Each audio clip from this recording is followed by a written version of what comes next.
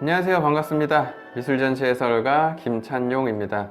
저희 벌써 마지막 시간인데요. 고전을 건너 인기 많은 그 인상파를 지나 오늘 후기 인상파를 좀 만나보도록 할 겁니다. 지난 시간에 만나봤던 마네, 모네, 르누아르, 드가, 카유보트까지 이 사람들을 통해서 지금 우리가 보통 보게 되는 서양화, 이 그림 그리는 것들이 사실 좀 제대로 시작됐다라고 생각을 하면 될 것 같은데요.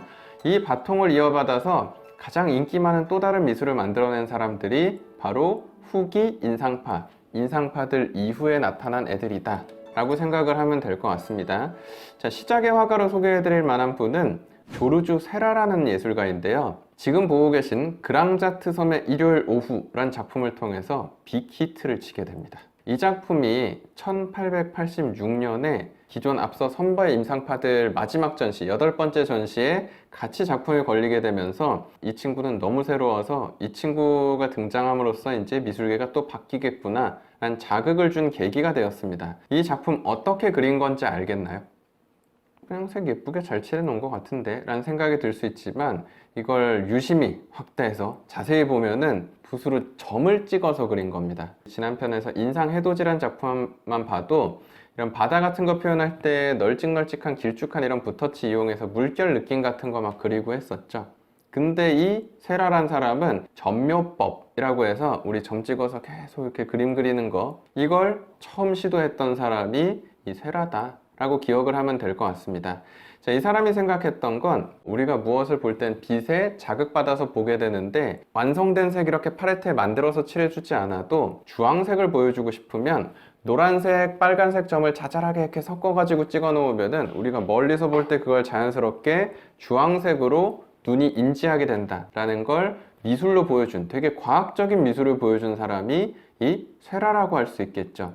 자, 이 점묘법은 굉장히 뛰어난 기법이었어요. 그래서 현대 미술에서도 많은 사람들이 활용을 하고 있지만 이 사람이 생각보다 주목을 크게 받지 못한 건 바로 뒤이어서 더 유명한 사람이 등장해 버렸기 때문이에요.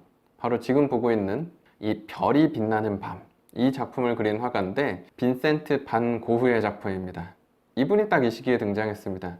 고흐는 독학하면서 그림을 그리던 사람인데 임파스토 기법이라고 얘기하는데 그냥 물감을 두껍게 바른다라고 생각하면 돼요. 그래서 이왕이면 고흐 작품은 직접 보는 게 참 좋다는 게 실제 고흐 작품 가까이 가서 보면은 물감이 두껍게 발라져 있는 게 다 눈에 띄는 작품이죠. 특히나 별이 빛나는 밤이란 작품은 친구였던 고갱이란 사람하고 싸운 다음에 귀가 절단되는 사건이 발생하죠. 그 이후 병원, 정신병원 요양소에 가서 창밖의 풍경을 보며 그린 게 이 별이 빛나는 밤이란 작품이었기 때문에 우리가 풍경이 저렇게까지 보이진 않죠. 저렇게 막 휘몰아치는 밤하늘에 보이는 건 사실 불가능하죠. 하지만 저 당시에 고흐의 감정을 우리가 생각하면서 보면 아, 그래, 우리가 보이는 대로 그린다기보다는 내가 느끼는 대로 표현한다면 이렇게 보일 수도 있겠구나, 공감할 수 있는 작품이 고흐의 작품이다 보니까 세계에서 팬이 제일 많은 화가가 돼버렸죠. 자, 근데 여기서 살짝 이름이 등장했던 고갱, 그 고흐의 친구이자 동료였던 이 폴 고갱이라는 사람도 또 하나의 획을 긋게 됩니다. 고갱의 작품 중 추천드릴 작품은 지금 보고 있는 설교 후의 환상이란 작품인데 고갱 같은 경우에는 고흐와 달리 색을 되게 평평하게 펴서 발랐고 대신 만화 그리는 것처럼 외곽 테두리 선 같은 걸 이렇게 다 일러스트 그림 그리는 것처럼 따놔서 오히려 되게 평평한 느낌을 더 강조하는, 좀 내용 하나하나가 더 눈에 띄게 그렸던 게 고갱이라고 생각하면 될 것 같아요. 그래서 지금 이 그림도 보면은 실제 볼 수 있는 풍경이라고 할 수 없죠. 화면 아래쪽에는 예배를 드리고 나와서 기도하는 사람들, 여인들의 모습이 그려져 있는데 구불구불하게 가운데 화면을 가로지르는 나무 뒤편에는 천사하고 씨름하는 야곱, 성경에 등장하는 상상 속의 이야기가 펼쳐지고 있죠. 그리고 지금 배경도 빨간색으로 되어 있는데 물론 붉은 빛깔의 초원이야 있을 수 있지만 이렇게 빨갈 수는 없겠죠. 그러니까 고갱은 보이는 걸 그렸다기보다는 자기가 상상하는 동화적인 이런 이야기들을 하나하나 조합해서 또 다른 상상, 생각을 해볼 수 있는 작품을 만든 게 이 고갱의 그림이었다 라고 생각을 하면 될 것 같습니다. 자, 그렇다면 이들 모두하고 친구였지만 좀 다른 그림을 그린 사람이 한 명 더 있었는데요. 고갱이 테두리 선 따는 이런 방식을 완전히 좀 디자인적으로 사용한 사람이 있었습니다. 툴루즈 로트렉이란 예술가였는데 이 사람은 사고 이후 장애를 갖게 돼서 키가 굉장히 작았던 예술가인데 그림을 너무 잘 그려서 인싸로 친구들이 되게 많았던 예술가로 유명합니다. 지금 보고 있는 물랑루즈 라굴리란 포스터가 요즘으로 얘기하면은 콘서트장이라고 할까요? 막 댄서들 춤추고 하는 콘서트홀의 공연 포스터를 그려놓은 거예요. 이 둘이 커플 댄서로서 당시 파리의 밤문화라고 할까요? 그 유흥 문화, 즐거운 문화를 이끌어갔던 사람이고, 로트렉은 이 사람들의 포인트를 딱 담아서 포스터만 봐도 구경 가고 싶을 정도로 이렇게 좀 상업적인 미술을 굉장히 잘했던 게 또 이 후기 인상파란 이 장르에서 활동했던 로트렉이라는 사람이 있었던 거죠. 근데 이 모든 이야기의 끝을 장식한 사람은 폴 세잔이란 예술가였는데, 인류의 역사를 바꾼 3대 사과란 이야기 들어본 적 있나요? 첫 번째 사과는 종교계에 등장하는 아담과 이브의 사과, 태초의 사과라는 이야기를 해요. 과학이라는 거에 대한 관심이 커지기 시작했고, 그 시대에 등장한 사과가 뉴턴의 사과다 라고 이야기를 하죠. 문화예술계의 사과가 바로 이 폴 세잔의 사과이다 라고 소개되는데요. 이 작품 봤을 때 느낌이 어떻나요? 잘 그린 것처럼 느껴지나요? 이건 오히려 미술 전공하는 학생들, 미술 공부하고 있는 학생들이 봤을 때 삐뚤빼뚤하고 못 그린 것 같은데 라는 생각이 들 수도 있습니다. 자, 근데 세잔이 추구했던 게 딱 그거라고 보면 되는 게, 고전 미술들은 사실 인간이 두 눈으로 본 걸 그렸다기보다는 사진 찍는 것처럼 하나의 점, 투시점이라는 이론 안에서 그림을 그린 거죠.